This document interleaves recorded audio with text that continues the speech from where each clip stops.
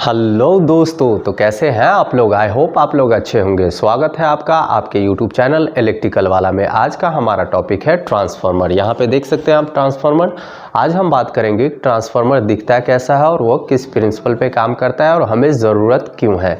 तो यहाँ पे देख लेते हैं सबसे पहले ट्रांसफार्मर।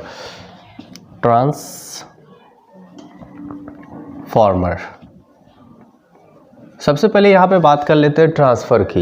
यहाँ से लेकर के यहाँ तक आधे का मीनिंग क्या होता है। ट्रांसफ़र का मतलब क्या होता है, किसी भी चीज़ को एक जगह से दूसरी जगह ले जाना। लेकिन हम यहाँ पे बात कर रहे हैं क्या चीज़ का, इलेक्ट्रिकल पावर की। तो यहाँ पे ट्रांसफार्मर क्या करता है, इलेक्ट्रिकल पावर को एक जगह से दूसरी जगह ले जाने का काम करता है। अब हम यहाँ पे बात करते हैं कि हमें पावर एक जगह से दूसरी जगह ले जाने की क्यों ज़रूरत पड़ती है। तो हम पावर जनरेट करते हैं कहाँ, हम पावर जनरेट करते हैं जहाँ पे पावर जनरेट होता है, बहुत दूर होता है, उसको हमें लाना पड़ता है गाँव घर या शहर किसी भी जगह पे। तो हम उसको कैसे लाते हैं, हम ट्रांसफार्मर में जोड़ते हैं, उसके बाद ट्रांसमिशन लाइन होकर के हमारे गांव घर तक आता है। तो यहाँ पे अब बात आता है कि ट्रांसफार्मर हमारा उसमें क्या काम करता है। हमारा पावर तो वायर से आता है, जो मोटे मोटे वायर होते हैं उससे आते हैं। तो हमारा ट्रांसफार्मर क्या करता है, तो हमारा ट्रांसफार्मर दो काम करता है, या तो वोल्टेज को बढ़ाता है या तो वोल्टेज को घटाता है। तो अगर वोल्टेज के हिसाब से देखा जाए तो हमारा ट्रांसफार्मर दो तरह का होता है। एक तो होता है हमारा स्टेप अप, ये हमारा स्टेप अप, और दूसरा हमारा होता है स्टेप डाउन। यानी कि स्टेप अप में हम क्या करते हैं कि हम वोल्टेज को बढ़ा देते हैं, यानी कम वोल्टेज यहाँ पे देंगे तो हमारा यहाँ पर वोल्टेज बढ़ के आएगा। यहाँ पे हम ज़्यादा वोल्टेज देंगे तो यहाँ पे हमारा कम वोल्टेज आएगा। यानी कि स्टेप अप में हम क्या करते हैं, कम वोल्टेज दे करके ज़्यादा वोल्टेज ले लेते हैं, और स्टेप डाउन में हम ज़्यादा वोल्टेज दे करके कम वोल्टेज ले लेते हैं, हमें ये ज़रूरत पड़ता है। तो अब यहाँ पे हम बात करते हैं कि ट्रांसफार्मर हमारा तो कुछ इस तरह का दिखता है, बड़ा ट्रांसफार्मर कुछ इस तरह का दिखता है, छोटा ट्रांसफार्मर इस तरह का दिखता है। छोटे ट्रांसफार्मर हमारे रेडियो टेलीविज़न में भी यूज़ किया जाता है। बड़े ट्रांसफार्मर हमारा गांव घर में, आप किसी भी जगह आप देख सकते हैं, गांव घर में किसी जगह शहर में जो पोल पे लगा होता है एक बड़ा सा ट्रांसफार्मर। उसका इंटरनल स्ट्रक्चर क्या होता है, उसमें दो कॉइल होते हैं। सबसे पहले आप अंदर की बात जानने की कोशिश करेंगे तो कुछ इस तरह का कॉइल होता है, दो कॉइल होता है। एक हमारा प्राइमरी कॉइल, इसको हम जिसमें हम वोल्टेज देते हैं वो हमारा प्राइमरी कॉइल होता है, और जिससे हम वोल्टेज लेते हैं वो हमारा सेकेंडरी कॉइल होता है। अब हम यहाँ पे बात करते हैं कि ट्रांसफार्मर का जो हमारा इंटरनल स्ट्रक्चर होता है ना, कुछ इस तरह का होता है। ये हमारा कोर होता है जो आयरन का बना होता है। आप वहाँ पे कोर देख सकते हैं, बहुत सारे ऐसे कोर को मिला करके, छोटे छोटे आयरन के पीस को मिला करके इस तरह का कोर बनाया जाता है।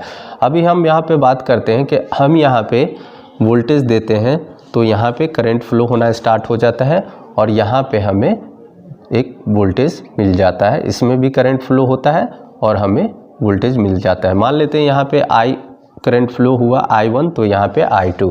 और हम यहाँ पे क्या देखते हैं कि ये जो कॉइल है इससे अलग है, यानी कि प्राइमरी कॉइल सेकेंडरी कॉइल से अलग है। तो इसमें वोल्टेज कैसे पहुँच जाता है, तो उसको समझने के लिए यहाँ पे देख लीजिए। आपने फैराडे का नाम सुना होगा, जो एक साइंटिस्ट थे। उसने क्या कहा कि आप उसको देखने से पहले ये देख लीजिए। मान लेते हैं ये हमारा मैग्नेट है, ठीक है, दो मैग्नेट हम ले लेते हैं। यहाँ पे हमारा दो मैग्नेट है, ठीक है। अब क्या होता है कि जब हम मैग्नेट एक यहाँ पे रखते हैं और एक यहाँ पे रखते हैं तो वो खींचता है ना, तो इसका कुछ एरिया तो होगा ना, यानी कि इसका एरिया होता है, ठीक है, इसका एरिया होता है। इस मैग्नेट का भी एरिया होता है, तो ये एक आपस में खींचता है। अगर इस मैग्नेट को इधर रख दे तो क्या ये खींचेगा, नहीं खींचेगा।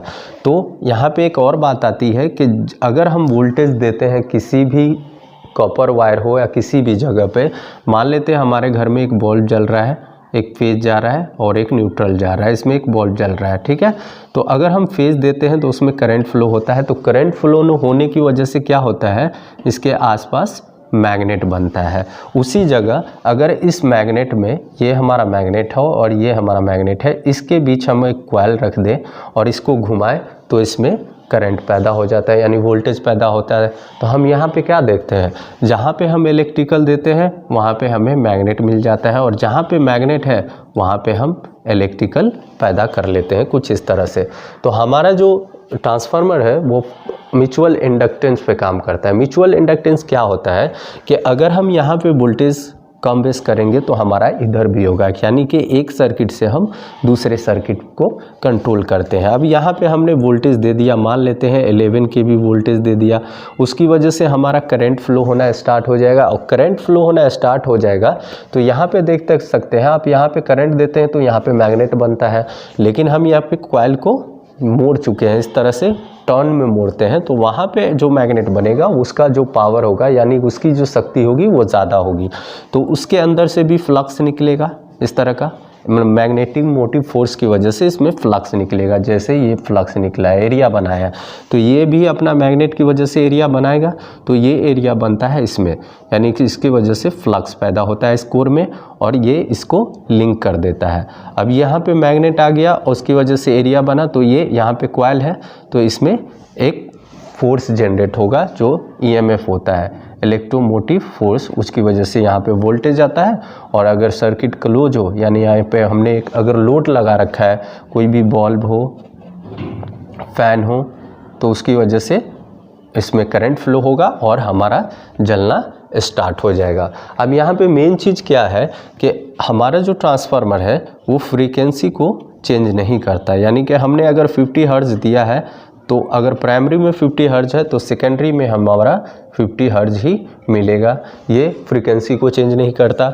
दूसरी बात, ये पावर को भी चेंज नहीं करता, यानी आप लोगों को पता होगा कि अगर हम वोल्टेज बढ़ाते हैं, यहाँ पे अगर हमें ज़्यादा वोल्टेज मिल रहा है तो करंट हमारा कम होगा, यहाँ पे अगर हमें कम वोल्टेज मिल रहा है तो ज़्यादा करंट होगा। उसी जगह पावर हमारा सेम होता है, यहाँ पे अगर हम वोल्टेज बढ़ा देते हैं तो यहाँ पे हमें वोल्टेज कम मिलता है लेकिन हमारा करंट ज़्यादा होता है। उस हिसाब से हम इसको वोल्टेज और करंट को मल्टीप्लाई करेंगे, तो अगर हमारा पावर 800 वाट इधर आ रहा है तो इधर भी हमारा पावर 800 वाट आएगा। तो आप लोगों को पता चल गया ना, मेन चीज़ क्या है कि ये फ्रीक्वेंसी को चेंज नहीं करता। दूसरी बात, ये पावर को चेंज नहीं करता। ये हमारा वोल्टेज को चेंज कर सकता है और करंट को चेंज कर सकता है। और हम ट्रांसफार्मर क्यों यूज़ करते हैं, तो हमें जहाँ पे ज़्यादा वोल्टेज ज़रूरत हो वहाँ पे स्टेप अप ट्रांसफार्मर यूज़ करते हैं, और जहाँ पे कम वोल्टेज की ज़रूरत हो वहाँ पे स्टेप डाउन ट्रांसफार्मर यूज़ करते हैं। स्टेप अप ट्रांसफार्मर हम जहाँ तक यूज़ करते हैं वो ट्रांसमिशन लाइन में यूज़ करते हैं, यानी कि हमारा जो पावर आ रहा है उसको लाने के लिए यूज़ करते हैं। और स्टेप डाउन ट्रांसफार्मर हम डिस्ट्रीब्यूशन में यूज़ करते हैं, जहाँ पे हम पावर भेज रहे हैं, यानी हमारे घरों में जो आ रहा है, हमारे गांव घर में जो ट्रांसफार्मर लगा होता है उसमें जो आता है वो 11 के भी आता है, लेकिन हमें जो चाहिए होता है वो क्या होता है 220 या 440, तो हम वहाँ पे यूज़ करते हैं स्टेप डाउन ट्रांसफार्मर। तो अगर वोल्टेज के हिसाब से देखा जाए तो ट्रांसफार्मर हमारे दो तरह के होते हैं। तो आई होप आप लोगों को कुछ जानकारी मिली हो। अगर फिर भी इसके रिलेटेड कोई भी क्वेश्चन हो तो आप नीचे कमेंट बॉक्स में कमेंट कर सकते हैं। मिलते हैं आपसे अगले वीडियो में अगले टॉपिक के साथ, तब तक के लिए बाय बाय, टेक केयर।